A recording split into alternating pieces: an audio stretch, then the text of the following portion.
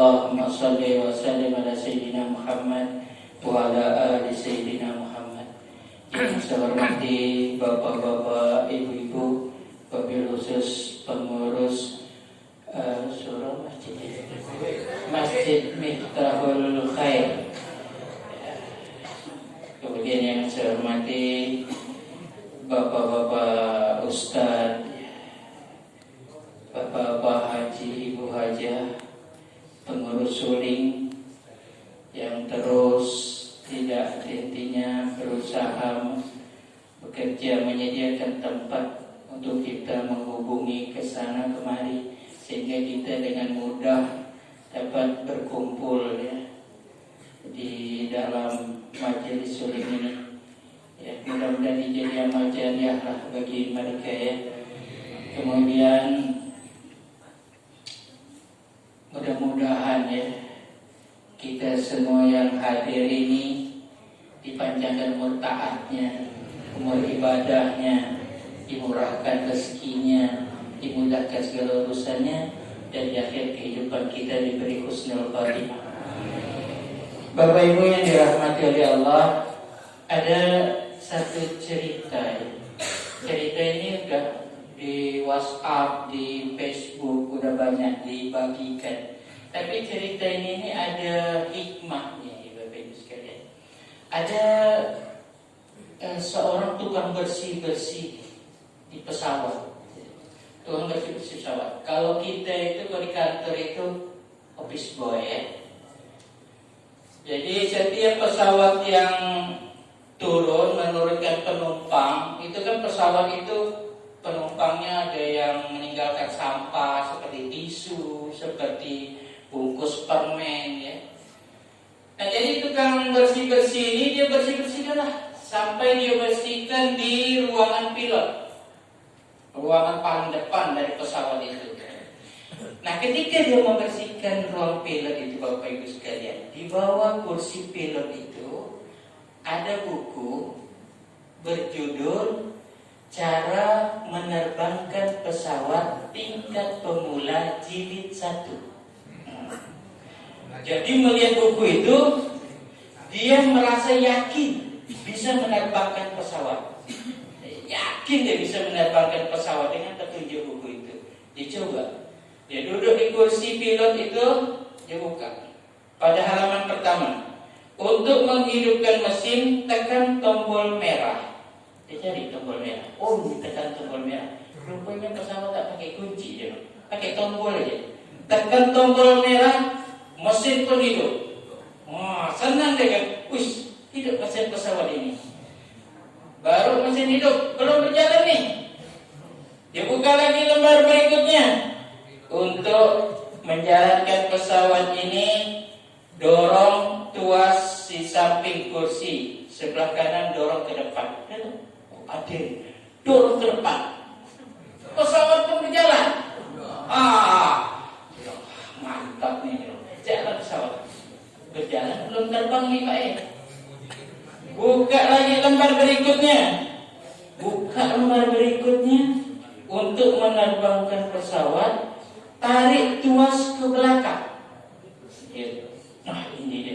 Tarik lagi ke belakang, ke tengah, ke belakang. Pesawat melaju, kemudian terbang. Waduh, senang hati dia. Senang hatinya Bapak Ibu sekalian. Pesawat pun berputar-putar lah di atas awan. Dia senang sekali bawa pesawat. Nah kemudian, jadi setelah kurang lebih 30 menit, dia pengen mendaratkan pesawatnya. Ya kan? Dan capek lah pengen mendaratkan pesawat. Nah, jadi pesawatnya harus dikembalikan di tempat semula, ya kan? Namanya pinjam, ya kan? Lalu dia pun buka buku itu pas di halaman terakhir. Di halaman terakhir itu ada kalimat, jika ingin mendaratkan pesawat, silakan beli buku jilid 2 di toko buku terdekat. Selap.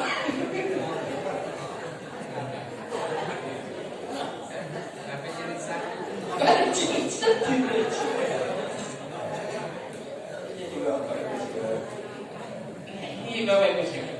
Dalam perkara agama, kalau kita setengah-setengah bahaya. Kalau tidak tuntas bahaya, ya kan? Nah, jadi dalam agama pun kalau kita tidak tuntas memahaminya bahaya, Bapak Ibu sekalian. Ya kan? Jadi dalam agama ini pun kalau ada persoalan agama, ya, ada persoalan agama. Ini kan sedang misalnya ada persoalan agama perbedaan diperdebatkan, ya, dipertengkarkan. Buat apa? Ya kan? Nah, buat apa? Sekarang ini udah canggih Bapak Ibu sekalian, udah ada internet, ya kan? Nah, tinggal kalau ada satu permasalahan, kita lihat ustadz yang misalnya ini boleh atau tidak. Ada yang bilang boleh, ada yang bilang tidak. Bukan tinggal ustadz yang bilang boleh, alasannya apa? Ya kan? Ustadz yang bilang tak boleh, alasannya apa? Tinggal kita memutuskannya. Kita secara akal kita ini enggak. Kadang-kadang kita ngikut ada satu ustadz itu bilang tak boleh, wah kita bilang pun tak boleh. Semua orang yang melakukannya kita salahkan. Padahal gampang sekarang nih Bapak Ibu sekalian. Tak perlu kita berdebat, tak perlu bertengkar, buka aja. Kalau ada persoalan lihat, asal kita buka YouTube tuh tulis saja permasalahan, keluar ceramah Ustaz yang membolehkan yang tak membolehkan. Tinggal kita dengar mana yang secara logika akal dalil-dalil itu bisa diterima. Kalau sekarang nyaman Bapak Ibu sekalian. Kalau dulu Bapak Ibu sekalian belum ada internet. Saya kalau misalnya ada permasalahan agama, saya Pak dapat dari ustadz yang misal katakan ini tidak boleh. Saya tanya lagi ustadz yang boleh, yang membolehkan ini tak boleh, ini tak boleh, ini membolehkan. Yang membolehkan ini dasarnya apa? Ya kan? Bahwa kita akan melihat tuh itunya di mana, yang salah memahaminya siapa gitu. Dapat tuh tak perlu dipertengkarkan. Sekarang nih Bapak Ibu sekalian, banyak agama lain masuk ke dalam Islam. Bukan melalui ribut-ribut, dia bukan. Saya tengok di dalam Islam ini, oh Islam ini mengajarkan begini-begini. Dilihat agama lain, wah ini banyak kebohongan, banyak ayat yang bertabrakan. Ini tidak benar. Gampang sekarang. Makanya sekarang nih Bapak Ibu sekalian, orang yang masuk Islam saja, ya kan, luar biasa, ya kan? Nah sekarang Allah tunjukkan kebenarannya sekarang. Inilah yang kata Rasulullah, suatu saat nanti orang-orang itu berbondong-bondong masuk Islam. Nah ini saatnya Bapak Ibu sekalian, di akhir zaman, ya kan? Nah, jadi ternyata dengan teknologi sekarang ini, ya kan memudahkan kita untuk melihat kebenaran itu. Jangan ada perbedaan dalam agama, di dalam Islam itu sendiri, mana benar mana salah. Perbedaan lain agama saja kita bisa melihat, ya kan? Mana yang benar, mana yang salah sekarang. Mana? Jadi Bapak Ibu sekalian yang masuk yang masuk Islam dia pintar-pintar, cerdas-cerdas melalui pengamatan, melalui penelitian, ya kan? Tapi yang orang Islam banyak keluar masuk agama lain itu biasa karena tahta, harta, wanita, itu aja biasa. Tapi kalau yang masuk Islam ini memang karena cerdas-cerdas, ya kan? Kalau kita lihat apa yang sekarang bahkan pemimpin tingkat tinggi saja dalam Katolik, ya kan, Paus masuk Islam. Nah, sekarang sudah menaikkan ibadah haji di hadapan jemaahnya begitu banyak Bapak Ibu sekalian. Itu dia nyatakan, saya sudah tak bisa menyembunyikan lagi kebenaran bahwa saya akan masuk Islam. Nah, pemimpin tertinggi Paus yang kemarin itu.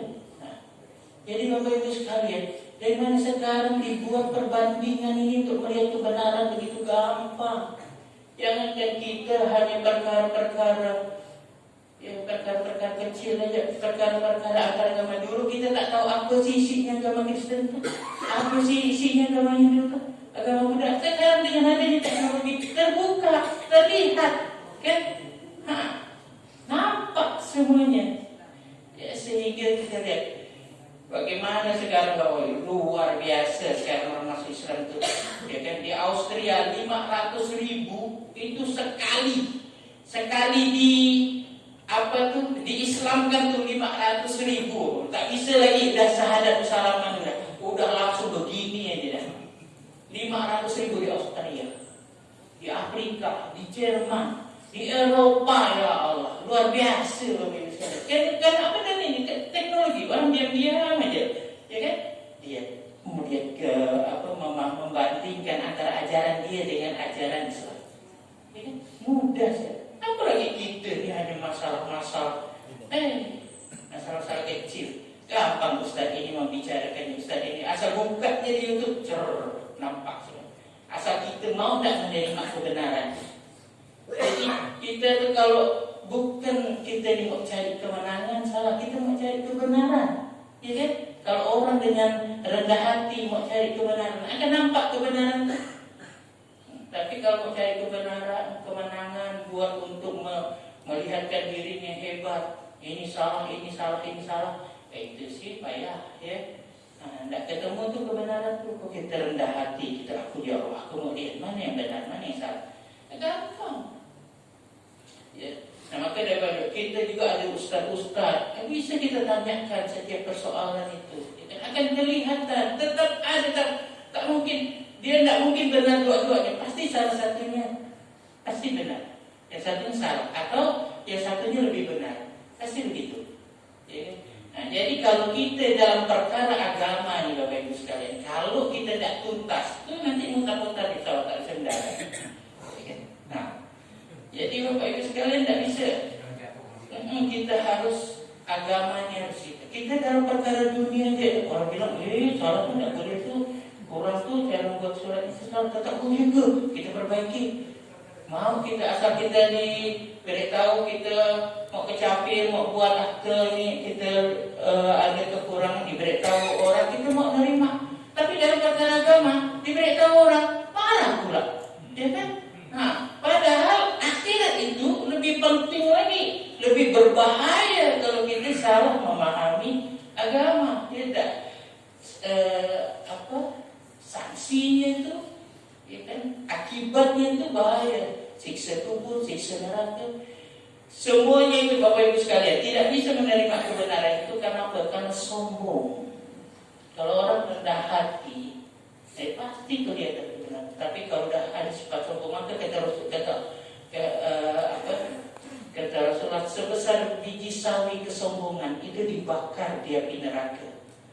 Persoalan kita ini persoalan sombong aja, ya kan? Kalau mau rendah hati menerima kebenaran, akan terlihat kebenaran itu, ya kan? Nah, jadi Bapak Ibu sekarang sudah 15 menit ya. Udah. Nah, terakhir, boleh ya, terakhir ya. Jadi ini beda orang yang paham dengan orang yang tidak paham ya. Jadi ada cerita, saya tutup cerita ya, paling 2 menit lah. Kata Ustaz Lutfi, bolehlah tambah 2 menit. Jadi ada seorang profesor.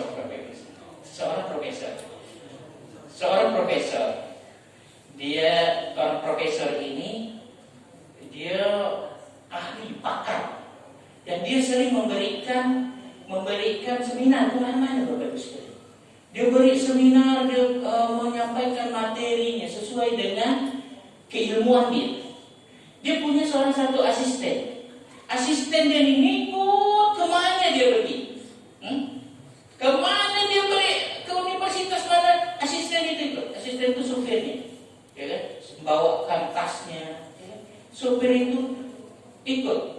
Nah, suatu ketika Bapak Ibu sekalian, dia diundang. Profesor ini diundang satu universitas. Hanya universitas ini tahu nama dia, keahlian dia, tapi tak tahu orangnya yang mana. Nah, profesor itu waktu itu sakit Bapak Ibu sekalian. Aduh, saya ini tak bisa beri materi ini. Kepala pusing, sakit, demam, ya kan? Kata supirnya bilang, Profesor, saya bisa nyampaikan. Weh, kok bisa nyampaikan? Bisa. Karena profesor itu di mana-mana nyampaikannya cuma itu aja. Hafal saya tuh. Oh iya boleh. Bisa ya? Bisa. Oke, itu pergilah. Pergi dia ke universitas itu. Kira-kira 100-200 meter dari tempat seminar itu, ganti. Profesor ini yang nyupir. Dia pakai jas. Dia tidak nyupir. Profesor itu nyupir. Udah diberitahu dah, mobilnya, bajunya orang profesor nih, udah. Ketika panitia melihat, oh ini, keluarlah si supir ini kan, disambut. Si profesor nih di dalam nih, disambut, dibawa, duduk sampai di dekat podium, ya kan? Si profesor duduk di belakang, seperti biasa macam si supir ini duduk di belakang. Nah, asisten. Jadi si profesor pun oleh pembawa acara diminta menyampaikan materi. Dia menyampaikan luar biasa. Begitu hafalnya dia, seperti yang disampaikan oleh si profesor ini. Persis disampaikan seperti profesor ini. Dia menyampaikan materi itu. Nah, akhirnya Bapak Ibu sekalian, hal yang di luar dugaan. Ketika udah selesai, pembawa acara berkata, kita buka sesi tanya jawab. Ya. Sesi tanya jawab. Silakan, ada 3 penanya. Diberikan kesempatan 3 penanya. Ini 2 pertanyaan. Oh, namunlah mahasiswa ya. Macam-macam dicatat seperti pembawa acara. Pertanyaan kedua, dia menyampaikan pertanyaan, dicatat. Yang ketiga dia menyampaikan pertanyaan lagi, dicatat. Silakan Pak Profesor jawab. Kata asisten tadi yang dianggap profesor, dia katakan, ini pertanyaan bagus kan? Ini pertanyaan yang bagus sekali, dia bilang. Nah, untuk menjawab pertanyaan ini, dia bilang, saya mintakan kepada sopir saya menjawab. Akhirnya sopirnya menjawab pertanyaan itu. Orang terpukau. Ya, supirnya hebat seperti ini. Apalagi profesornya bilang, inilah beda orang yang paham dengan orang yang cuma hafal aja, cuma tahu aja. Dengan yang paham beda. Jadi demikian yang dapat saya sampaikan, lebih kurang saya maaf. Wassalamualaikum warahmatullahi wabarakatuh. Terima kasih kepada Dr. Faridi yang telah memberikan pencerahan untuk kita semua. Mudah-mudahan disampaikan kita dapat mengambil hikmahnya. Dan terima kasih kepada pengurus dan jemaah Masjid Miftaul Khair yang telah menyediakan tempatnya untuk kegiatan kita pada pagi hari ini. Sekian kegiatan pada pagi